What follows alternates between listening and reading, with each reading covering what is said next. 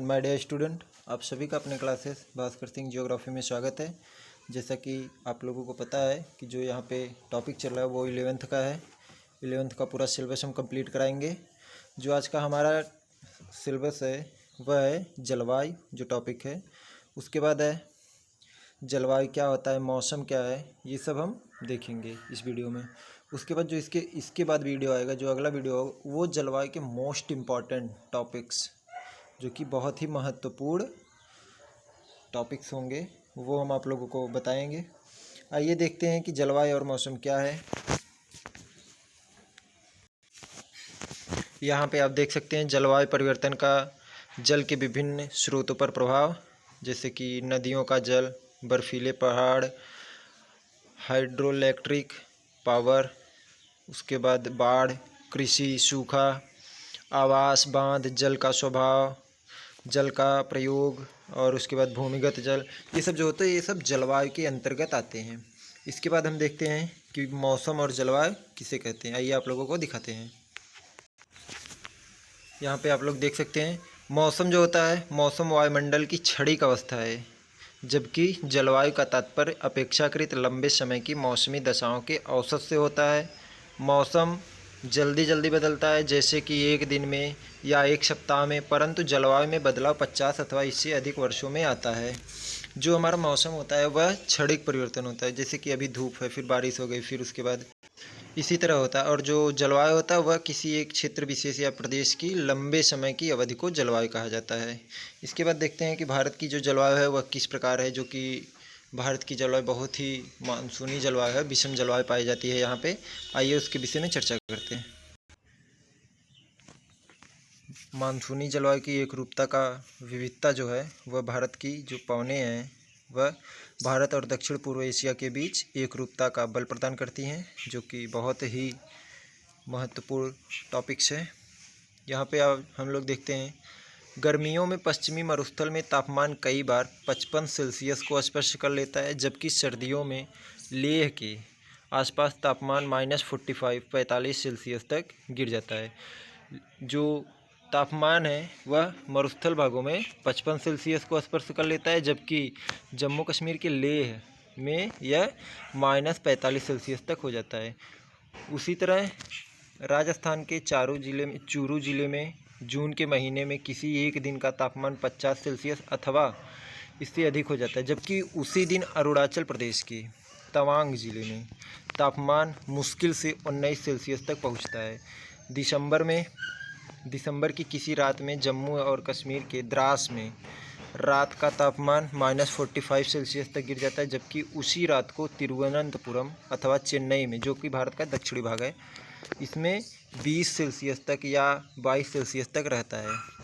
जैसे कि उपयुक्त उदाहरण से हम इसको पुष्टि कर सकते हैं। इसके बाद दिखाते हैं आप लोगों को, जो कि यहाँ पे देखिए जो मोस्ट इम्पॉर्टेंट टॉपिक्स है मैंने उसको हाईलाइट करके रखा हुआ है, जो आप लोगों को देख सकते हैं, दिखा सकते हैं। PDF भी आप लोगों को प्रोवाइड हो जाएगा, जो कि हमारे टेलीग्राम चैनल GEO जियोग्राफी से है।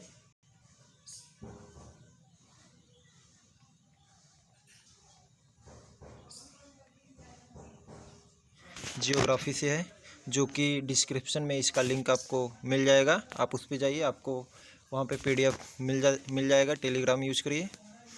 उसके बाद जो है देखते हैं केरल और अंडमान द्वीप समूह में एक दिन में और रात के तापमान में मुश्किल से 7 अंश या 8 अंश सेल्सियस का अंतर आता है, किंतु थार मरुस्थल में यदि एक दिन का तापमान 50 सेल्सियस हो जाता है तो वहाँ रात का तापमान 15 सेल्सियस से 20 सेल्सियस के बीच आ जाता है।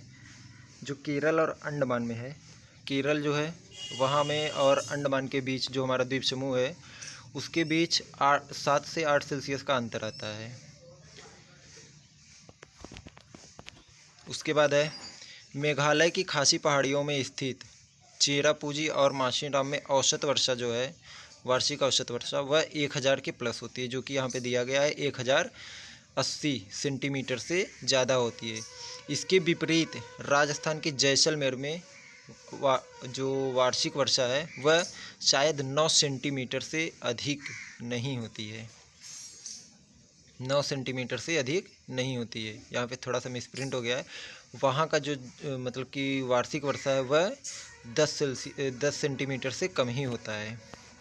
उसके बाद है हमारा जुलाई या अगस्त में गंगा के डेल्टा तथा उड़ीसा के तटीय भागों में हर तीसरे और पाँचवें दिन प्रचंड तूफान मूसलाधार वर्षा करते हैं, जबकि इन्हीं महीनों में मात्र 1000 किलोमीटर दूर दक्षिण में स्थित तमिलनाडु का कोरोमंडल तट शांत एवं शुष्क रहता है। जो भारत का दक्षिणी में स्थित है तमिलनाडु, वहाँ का जो कोरोमंडल तट है वह बहुत ही शांत रहता है, जबकि जो हमारा गंगा के मतलब कि जो डेल्टाई भाग हैं उड़ीसा का तटीय भाग, वह तीसरे एवं पाँचवें दिन लगातार निरंतर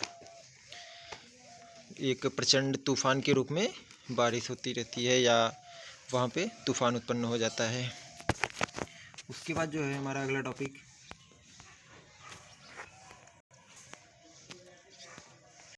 यहाँ पे आप देख सकते हैं भारत की जलवायु को प्रभावित करने वाले कारक। भारत की जलवायु को नियंत्रित करने वाले अनेक कारक हैं, जिन्हें मोटे तौर पर 2 वर्गों में बांटा जा सकता है, स्थिति तथा उच्चावच संबंधी कारक। तो दूसरा जो है वह वायुदाब एवं पवने संबंधी कारक। स्थिति तथा उच्चावच संबंधी कारक के अंतर्गत कई आते हैं, जैसे कि अक्षांश हो गया।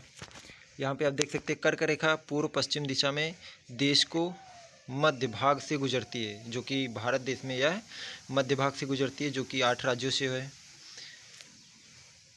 उसके बाद इस प्रकार भारत का उत्तरी भाग शीतोष्ण कटिबंध में और कर्क रेखा के दक्षिणी भाग में उष्ण कटिबंध पाया जाता है। जो कि कर्क रेखा को यहाँ पे एक डिवाइड माना गया है कि कर्क रेखा के ऊपरी भाग में शीतोष्ण, जो कि शीत संबंधी वहाँ की जलवायु पाई जाती है, और उसके निचले वाले भाग में वहाँ की जलवायु क्या होती है, उष्ण कटिबंधीय जलवायु पाई जाती है। उसके बाद है हिमालय पर्वत, दूसरा टॉपिक। उत्तर में ऊंचा हिमालय अपने सभी विस्तारों के साथ एक प्रभावशाली जलवायु में विभाजक भूमिका निभाता है, जो कि भारत का यह है। भारत के उत्तर में स्थित हिमालय पर्वत है, वह जलवायु में जो कि एक महत्वपूर्ण भूमिका अपनी निभाता है। उसके बाद है जल और स्थल का वितरण। भारत के दक्षिण में 3 और हिंद महासागर व उत्तर की ओर ऊंची एवं अविच्छिन्नीय पर्वत श्रेणी है, जो कि हिमालय की पर्वत श्रेणी है।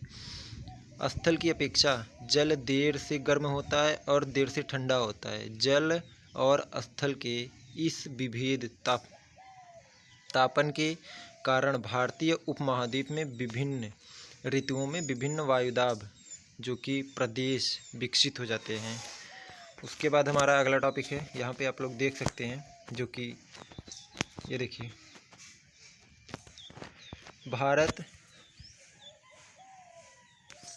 ये देखिए भारत दक्षिणी पश्चिमी मानसून के आगमन के समय जो तिथियां हैं, एक समान तापमान, मतलब कि 1 जुलाई को या 15 जुलाई को, 10 जून, 12 जून, 15 जून, 5 जून को एक समान तापमान कहाँ कहाँ पाया जाता है, वो इस रेखा के जरिए आप देख सकते हैं। जो ये रेखाएं हैं वो आप देख सकते हैं। जैसे कि आप लोगों को हम दिखा देते हैं, ये देखिए जो एक समान तापमान पाई जाती हैं, ये देखिए।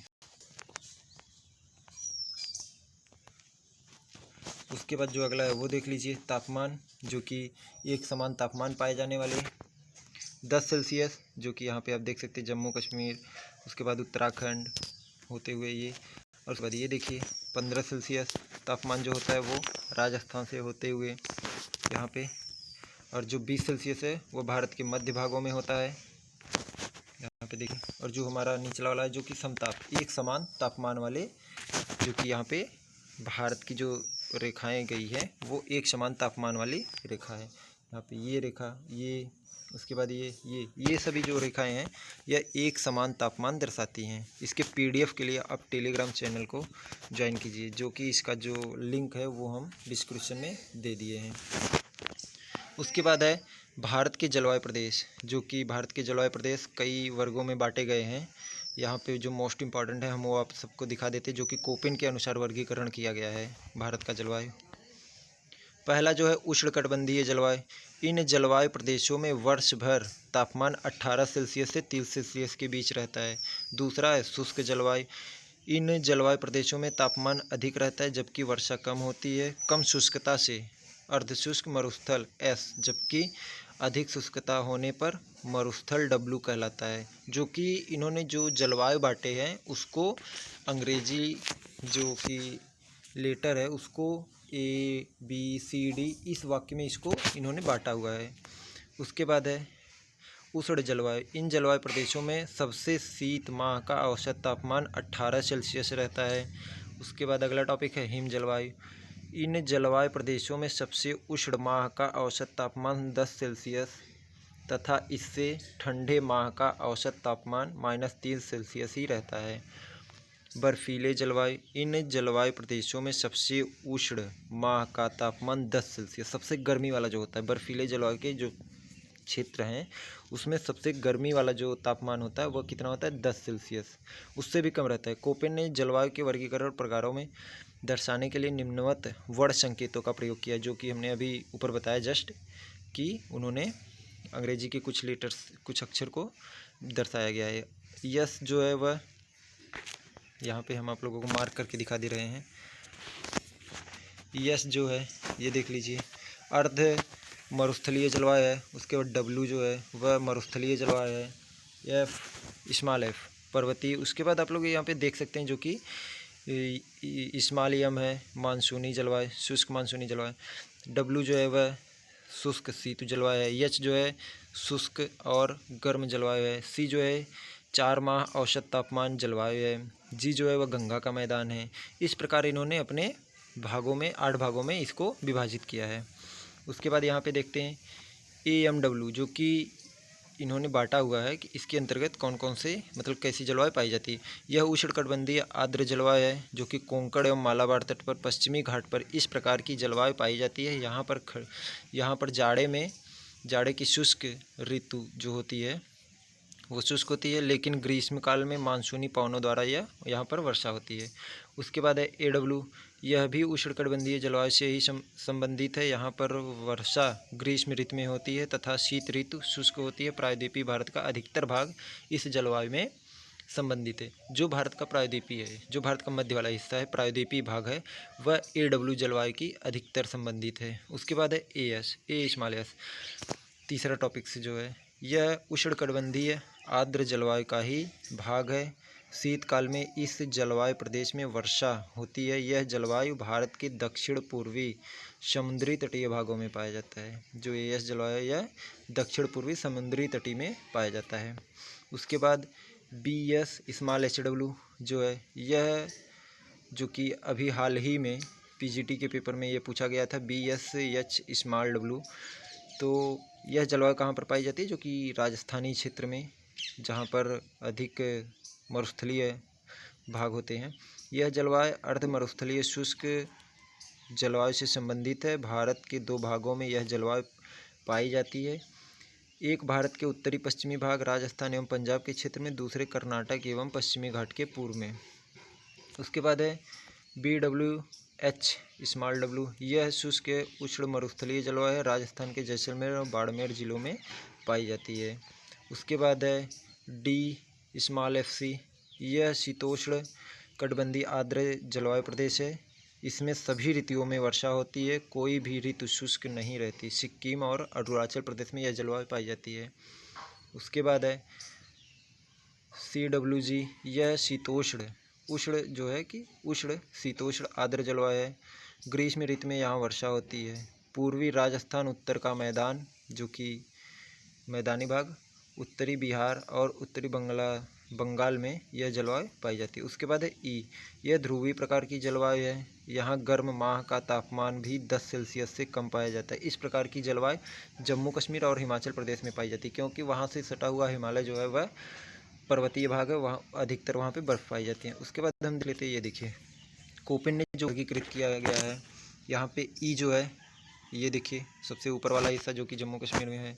उसके बाद ये यहाँ पे आप देख सकते हैं। इसके PDF के लिए आप टेलीग्राम चैनल को ज्वाइन कीजिए, जो कि हम आपको वहाँ पे आपको PDF प्रोवाइड कर देंगे। उसके बाद देखते हैं जो कोपेन ने यहाँ पे बांटा गया है।